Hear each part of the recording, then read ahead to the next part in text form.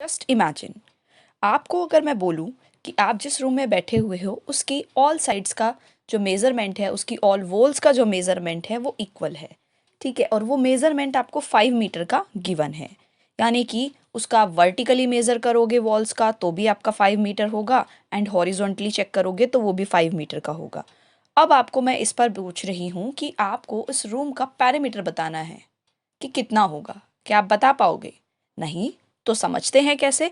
आपको जब बोला गया कि इसके साइड्स का मेजरमेंट इक्वल है, यानी कि वर्टिकली मेजर करो या हॉरिजॉन्टली मेजर करो, वो सभी साइड से इक्वल होगा। अब इक्वल होगा जिसमें कि रूम जो है एक 3D शेप में हो गया, ठीक है। अब आप इससे इमेजिन कर सकते हो कि ऐसा किस में होता है, क्यूब में। क्यूब में ऑल साइड्स इक्वल होती हैं, आप वर्टिकली मेजर करो हॉरिजॉन्टली मेजर करो, आपका सारा मेजरमेंट इक्वल आएगा, है ना।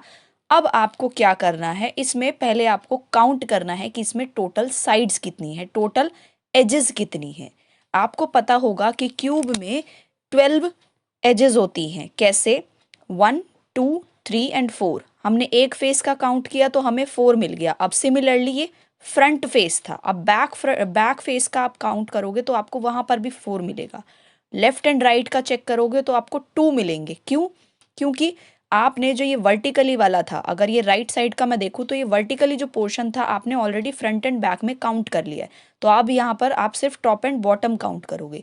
तो 4 फ्रंट में, 4 बैक में एंड 2 आपका राइट में एंड 2 आपका लेफ्ट में, तो टोटल आपको 12 इसकी एजेस मिल गई।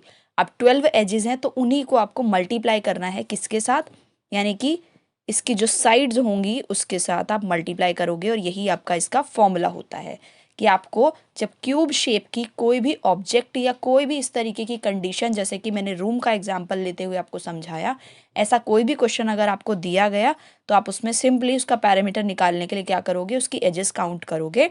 एजेस काउंट भी नहीं करनी, आपको पता ही है, ये आपको याद रखना होता है कि इसमें 12 साइड्स 12 एजेस होती हैं। उसके साथ आपको सिंपली जितना मेजरमेंट गिवन होगा उसको मल्टीप्लाई करना है, यानी कि 12 multiply 5 metre, that is 60 metre. Finally आपको आंसर मिल जाएगा इसके पैरामीटर के लिए। आई होप आपको ये समझ में आ गया होगा।